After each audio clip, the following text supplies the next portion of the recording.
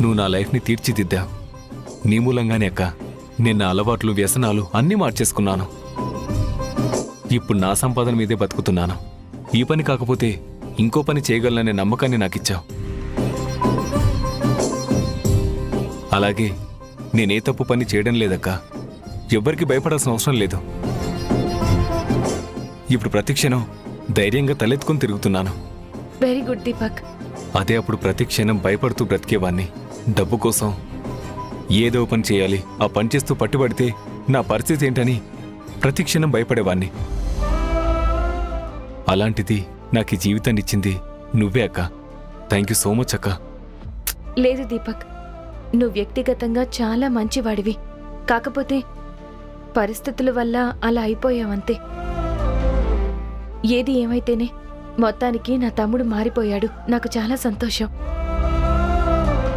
కానీ దీపక్, నేను నిన్ను మంచి పొజిషన్లో చూడాలని కోరుకుంటున్నాను. నువ్వు ఒక గొప్ప స్థాయిలో ఉంటే అది చూసి ఈ అక్క గర్వపడాలి. అక్క, నీ ఆశీస్సులుండగా నేను దేనైనా సాధించగలను. ఆ నమ్మకం నాకుంది. సరే దీపక్, నాకు కోర్టుకి టైం అవుతుంది. కోర్టు అయిపోగానే నేను వస్తాను. ఓకే అక్క. సరే అక్క, bye. Bye.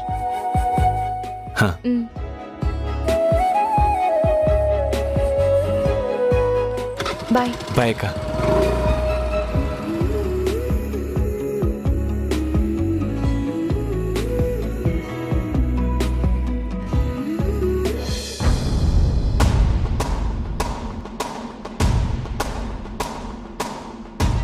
Good morning madam. Good morning madam, ఈరోజు మళ్ళీ ఆ తనుజ వాస్తవ్ కేసు ఉందా? ఉంది. అయితే వాళ్ళ లాయర్గా మృణాలిని గారే వాదిస్తున్నారా మేడం? అవును. అయినా అదేంటి మేడం, నిన్నటి వరకు వాళ్ళ తరపున మీరు వాదిస్తే వాళ్ళు మీకు వ్యతిరేకంగా మీ మీద కేసు వేయడం ఏంటి? ఏ వేయకూడదని రూల్ ఉందా? ఈ సొసైటీలో ఎదుటి వాళ్ల వల్ల మనకి అన్యాయం జరిగింది అనుకున్నప్పుడు ఎవరి మీదైనా కేసు వేయొచ్చు. కానీ మీ వల్ల వాళ్ళకేం అన్యాయం జరిగింది? అది వాళ్ల మాటల్లోనే వినాలి. వాళ్ళు కోర్టులో ఏం చెప్తారో చూద్దాం. అది కాదు మేడం, మీరు ఆ బిడ్డకి నిజమైన తల్లిదండ్రులు ఎవరో తేల్చాలనే కదా ప్రయత్నిస్తున్నారు.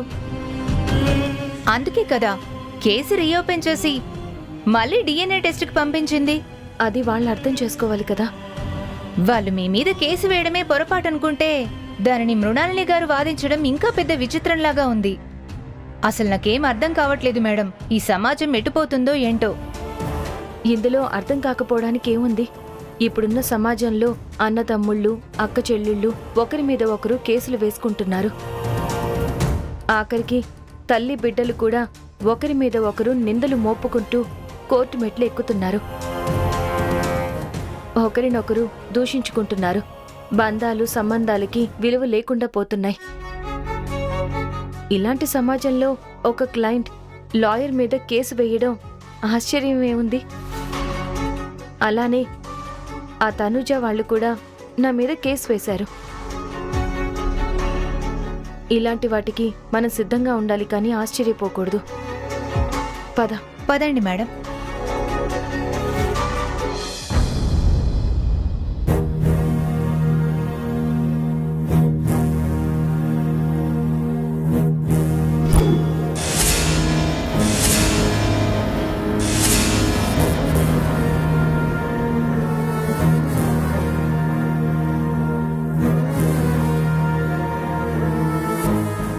మేడం, తనుజ రాలేదా?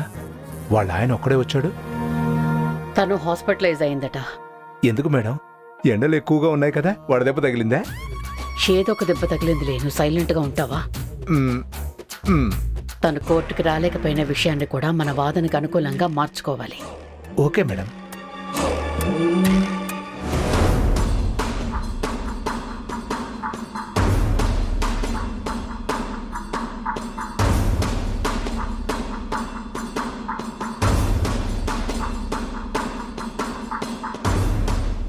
Yes, start the proceedings.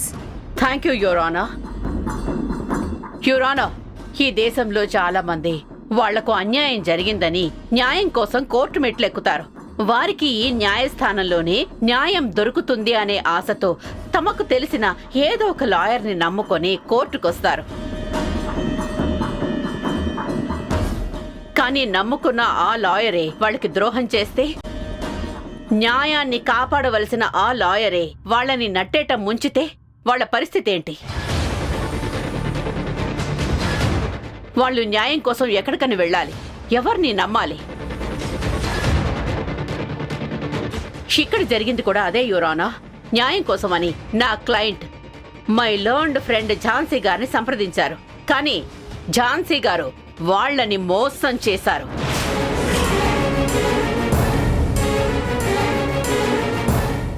నా క్లయింట్తో పాటు మరొక క్లయింట్ని చేర్చుకొని వాళ్ళకి లాభం చేయాలని ప్రయత్నించారు. నా క్లయింట్కి అన్యాయం చేయాలని చూశారు. Objection your honour. My learn friend Mrinalini గారు కోర్టుని తప్పుదోవ పట్టిస్తున్నారు.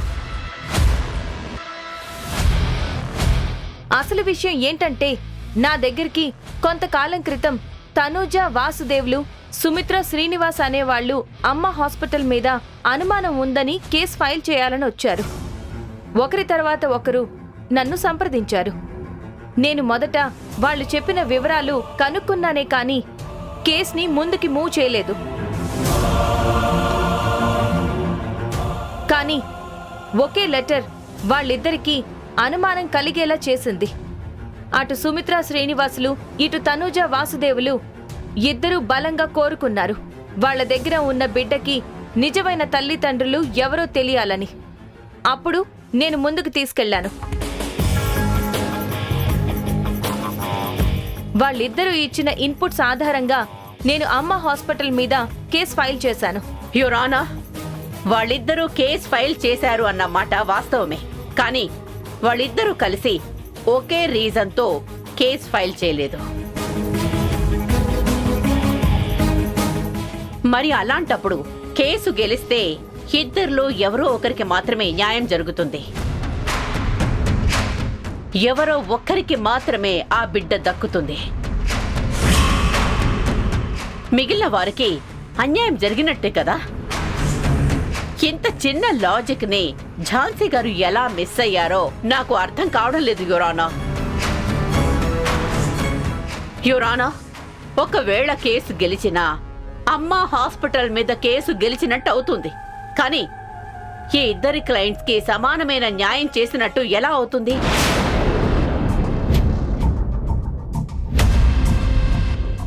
గెలిచిన తర్వాత వచ్చే రిజల్ట్ ని ఝాన్సీ గారు ఎవరికి పంచుతారు, ఎలా పంచుతారు? పోనీ ఇద్దరి సైడ్ కేసు ఒప్పుకున్నందుకు ఇద్దరిని కాంప్రమైజ్ చేసి సరిసమానంగా పంచడానికి రిజల్ట్ డబ్బు రూపంలోనో ఆస్తి రూపంలో కాదు కదా వస్తోంది, పసిబిడ్డ రూపంలో వస్తోంది. మరి ఆ బిడ్డని ఇద్దరికి ఎలా సరిసమానంగా పంచగలదు?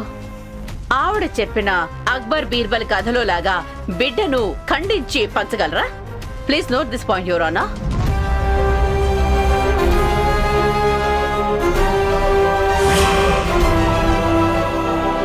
అలా చేయడం కుదరదని లాయర్ ఝాన్సీ గారు నా క్లయింట్ని కాదని సుమిత్ర, శ్రీనివాసులకి న్యాయం చేయాలని చూస్తున్నారు. ఇదే నా క్లయింట్ అభియోగం. యువర్ ఆనర్, మృణాలిని గారు చెప్పినట్టు బిడ్డని ఇద్దరికీ పంచలేము. ఇక్కడ నా క్లయింట్ న్యాయం కోరుకుంటున్నారు, దానికంటే నిజం కోరుతున్నారు అని నేను చెప్పగలను. బిడ్డకి నిజమైన తల్లిదండ్రులు ఎవరో తెలియాలని వాళ్ళు కోరుకున్నారు. లేదు, తనూజ, వాసుదేవులు కోరుకోలేదు. వాళ్ళు నన్ను సంప్రదించింది అందుకే మృణాలిని గారు. వాసుదేవ్ గారికి సంతానం కలగడం కష్టమని హాస్పిటల్లో చెప్పడంతో వాళ్ళకి అనుమానం కలిగి బిడ్డ విషయంలో నిజం తెలుసుకోవాలని నా దగ్గరకు వచ్చారు. ఇన్నాళ్ళు వాళ్ళు నాతో ట్రావెల్ అయ్యారు. నాకు తెలుసా, మీకు తెలుసా? వాళ్ళు నా క్లయింట్స్. కానీ ఇప్పుడు నా క్లయింట్స్ యువరానా, నేను నా క్లయింట్ వాసుదేవ్ని విచారించాలని కోరుకుంటున్నాను. Permission granted. Thank you యువరానా.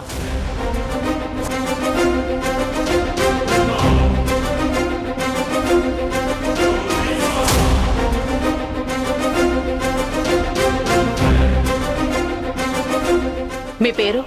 Vasudev. ఆ కనిపిస్తున్న లాయర్ ఝాన్సీ గారు మీకు తెలుసు కదా? తెలుసు. ఆవిడనే కదా మీరు మీ బిడ్డ కేసు విషయంలో లాయర్గా పెట్టుకుంది? అవునండి. మీరు మీ బిడ్డ విషయంలో నిజమైన తల్లిదండ్రులు ఎవరో తెలుసుకోవాలని అనుకున్నారా?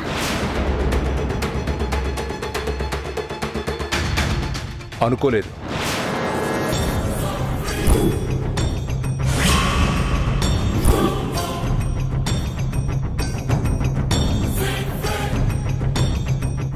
నిజమైన తల్లిదండ్రులు ఎవరో తెలుసుకునేదేంటి మేడం? వాడు మా బిడ్డ. మా బిడ్డే అని మాకు బలంగా నమ్మకం ఉంది.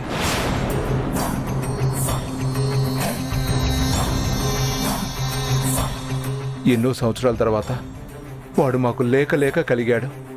చాలా సంతోషపడ్డాం. నా భార్య కూడా ఎంతో అపురూపంగా ఫీల్ అయింది.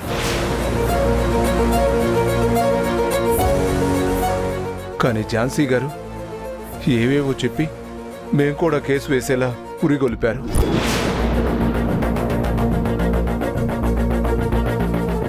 అప్పటినుంచి ఒకటే బాధ. కోర్టులు కేసులు అని పసిబిడ్డను తీసుకొని అటు ఇటు తిరగాల్సి వస్తోంది. ఈ విషయంలో మా భార్యాభర్తల మధ్య గొడవలు. దానివల్ల నా భార్య డిప్రెషన్కు గురవుతుంది. ఇప్పుడు కూడా దీని గురించే ఆలోచిస్తూ ఈ ఝాన్సీ గారు మా బిడ్డని మా కాకుండా చేస్తారేమన్న భయంతో హాస్పిటలైజ్ అయింది. మాకైతే మళ్ళీ DNA టెస్ట్కి వెళ్ళాలని లేదు. కానీ మళ్ళీ కోర్టుకు రప్పించారు. వెళ్ళేలా ప్రేరేపించారు. ఇక భరించలేమండి.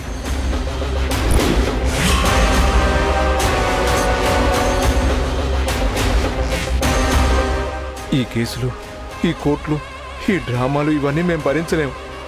ఝాన్సీ గారు, మీకు కావాల్సింది డబ్బులైతే మాకు ఎంత వీలైతే అంత ఇచ్చేస్తామండి. దయచేసి వదిలేయండి. మా బిడ్డ మాకు వచ్చేలా చేయండి. సంతోషంగా ఉంటాము. ఓకే వాసుదేవ్, మీరు వెళ్ళొచ్చు.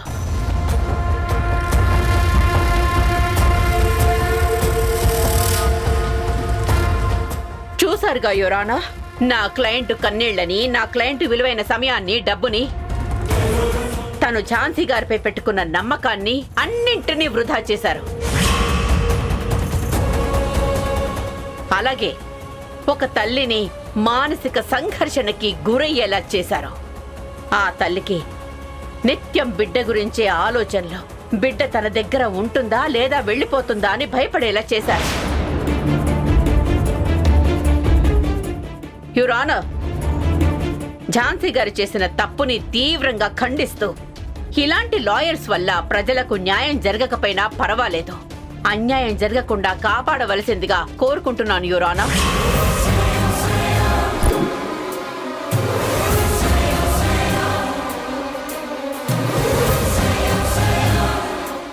అలాగే నా క్లయింట్ న్యాయస్థానంపై పెట్టుకున్న నమ్మకాన్ని నిజం చేయాల్సిందిగా కోరుతున్నాను your honour. Thank you your honour, నాకు ఈ అవకాశం ఇచ్చినందుకు.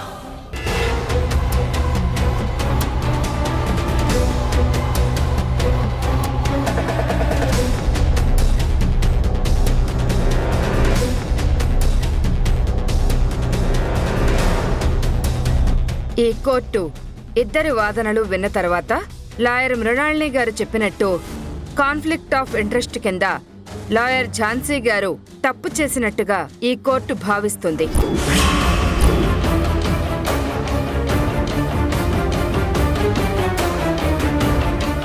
ఆవిడని 3 వారాల పాటు బార్ అసోసియేషన్ నుంచి సస్పెండ్ చేస్తూ కోర్టు తీర్పిస్తూ ముగిస్తుంది.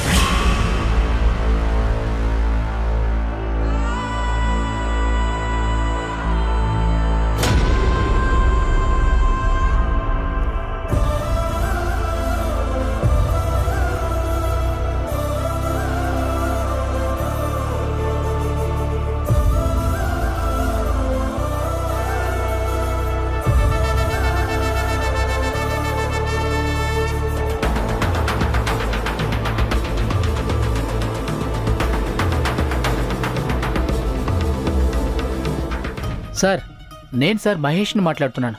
మహేష్ అంటే సారీ నాకు గుర్తు రావట్లేదు. ఏ మహేష్, కొంచెం డీటెయిల్గా చెప్తారా? సార్ నేను ఝాన్సీ మేడం గారి క్లయింట్ని. ఆ రోజు మేడంని ఇంటి దగ్గర డ్రాప్ చేసి మీకు కాల్ చేశాను.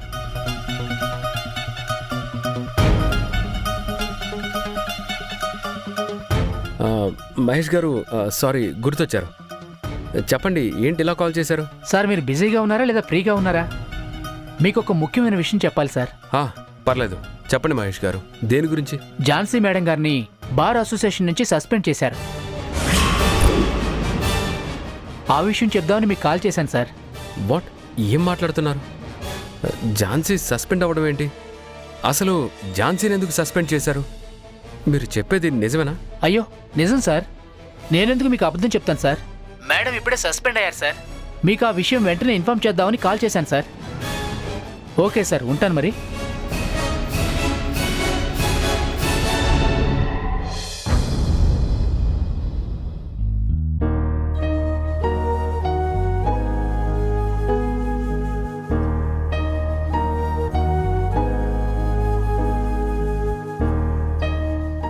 మేడం మేడం ఏంటి మేడం ఇలా జరిగింది?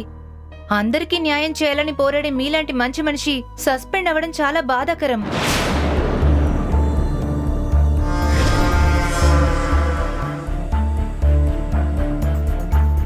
ఝాన్సీ గారు, ఇప్పుడేదో మీకున్న మంచి పేరు మీద మచ్చపడొచ్చు, కానీ మీకున్న విలువ తగ్గదు. బాధపడకండి ఝాన్సీ గారు. ఇలాంటి నిందలు ఇవన్నీ తాత్కాలికం. మీరు అందరికీ సమానంగా న్యాయం అందాలని కోరుకునేదే శాశ్వతం. అవును మేడం, మీరిలాంటి సస్పెన్షన్లు ఒక్కసారి కాదు 100 సార్లైనా కూడా మీ స్థానం ఎప్పటికీ అలాగే ఉండిపోతుంది. నీతి నిజాయితీ ఉన్నవాళ్ళకి దక్కేది ఇదే మేడం. కానీ మీరు క్లయింట్స్లో నిలబెట్టుకున్న నమ్మకం ఎక్కడికి పోదు మేడం.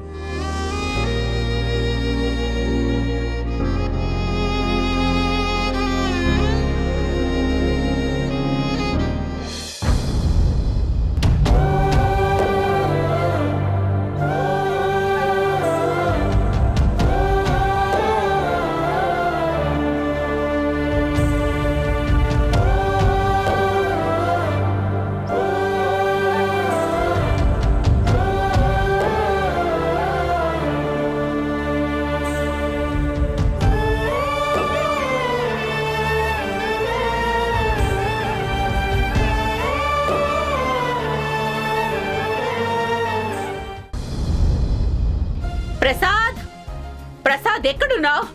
ప్రసాద్ తొందరగా రా. ప్రసాద్, ప్రసాద్. ఏంటి మృణాల్ని, ఎందుకింత హ్యాపీగా ఉన్నావు? అసలు ఏమైంది? ఎందుకంటే ఏమని చెప్పను ప్రసాద్, నేను అనుకున్నది సాధించాను. ఈ రోజు నా ఆనందానికి అవధులు లేవు. ప్రపంచాన్ని గెలిచినంత ఫీలింగ్ వస్తోంది. మృణాల్ని, నీ హ్యాపీనెస్ కి రీజన్ ఏంటో చెప్తే నేను కూడా హ్యాపీగా ఫీల్ అవుతాను కదా. నా హ్యాపీనెస్ కి కారణం ఏమై ఉంటుంది ప్రసాద్? ఒకే ఒక్క కారణం, ఆ ఝాన్సీ పతనం. అది ఈ రోజు నెరవేరింది. ఒకే ఒక్క దెబ్బ కొట్టాను, ఆ దెబ్బకి క్లీన్ బోల్డ్ అయిపోయింది. ఆ ఝాన్సీని బార్ అసోసియేషన్ నుంచి సస్పెండ్ చేయించాను. అందుకే ఇంత హ్యాపీగా ఉన్నాను. ఏంటి, నిజమా? Wow, super మృణాల్ని. అవును, ఇంతకీ ఎలా సస్పెండ్ చేయించావు? ఏ రీజన్తో సస్పెండ్ చేశారు? ఇంకే ఉంది ప్రసాద్, తనూజ వాసుదేవులను చీట్ చేసిందనే రీజన్తో.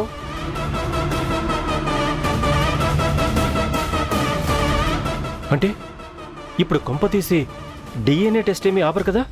ఓ గాడ్ మృణాల్ని, ఎంత పని చేసావు నువ్వు. ఆ ఝాన్సీ మీద రివెంజ్ తీర్చుకోవడం పక్కన పెడితే నా పనికి ప్రతిసారి అడ్డొస్తున్నావు. ప్రసాద్, ఏంటి అలా ఉన్నావు? ఏం ఆలోచిస్తున్నావు? అదేం లేదు మృణాల్ని, ఏమీ ఆలోచించట్లేదు. నీ రివెంజ్లో నేను హెల్ప్ చేయలేకపోయానే అని ఆలోచిస్తున్నానంతే. ఫైనల్గా నువ్వు ఎప్పటి నుంచో ఎదురు చూస్తున్నా నీ కోరిక ఇప్పటికి తీరిందనమాట. మొత్తానికి నువ్వు అనుకున్నది సాధించావు. ఆ ఝాన్సీ మీద రివెంజ్ తీర్చుకున్నావు. ఎనీహౌ, కంగ్రాచులేషన్స్ మృణాల్ని. Thank you Prasad, thank you so much. ఇంకొక కోరిక బ్యాలెన్స్ ఉంది. అది కూడా తీరిపోయిందంటే ఇక నా ఆనందం మాటల్లో చెప్పలేను. అవునా? ఇంకోటి ఉందా? ఏంటిది? అవును ప్రసాద్, ఉంది. కానీ అది నెరవేరడం కొంచెం కష్టం. కానీ అది గనక నెరవేరితే దానికొచ్చే కిక్కే వేరు, ఆ హ్యాపీనెస్సే వేరు. అంత పెద్ద కోరికేంటి బంగారం? నీ లైఫ్లో ఝాన్సీని మించిన పెద్ద శత్రువు ఇంకెవరున్నారు? శత్రువు కాదు ప్రసాద్, ఒకరు జన్మనిచ్చిన తండ్రి. ఇద్దరు రక్తం పంచుకొని తోడబుట్టిన బ్రదర్స్. చెప్పాను కదా నోటీసు పంపిస్తున్నాను అని. అది పంపించటం అయిపోయింది. అవునా? పంపించేసావా? పంపించాను ప్రసాద్. కానీ వాళ్ళు దాన్ని చూసేటప్పుడు వాళ్ళ మొహాలు లైవ్లో చూడలేకపోతున్నానే అనే బాధ. ఆ కాలంలో సంజయుడు ఇంట్లో కూర్చొని కురుక్షేత్ర యుద్ధం అంతా లైవ్లో చూసినట్టు నాకు కూడా అలాంటి ఛాన్స్ ఉంటే ఎంత బాగుండేదో. ద గ్రేట్ సోమేశ్వరరావు గారు ఎలా ఉండేవారో, ఆయన ద గ్రేట్ సన్స్ గా ఫీల్ అయ్యే ధనుంజయ్, చంద్ర వాళ్ళ మొహాలు ఎలా మాడిపోయాయో, వాళ్ళందరి పరిస్థితి ఎలా ఉందో అని చూడలేకపోతున్నానే అనే చిన్న బాధ. ఏం బాధపడకు మృణాల్ని. ఇప్పుడు చూడలేకపోయినా రేపు కోర్టుకు వచ్చినప్పుడు వాళ్ళ మొహాల్ని చూడు. చూస్తాను ప్రసాద్, ఖచ్చితంగా చూస్తాను. ఆ రోజు కోసమే నేను కూడా వెయిట్ చేస్తున్నాను. అలా చూసిన రోజు నా ఆనందం అంతా ఇంత కాదు. దానికోసమే కదా నేను ఇంత కష్టపడింది.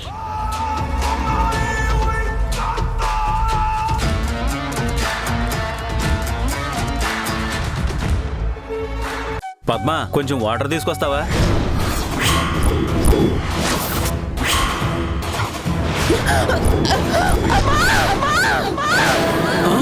పద్మ!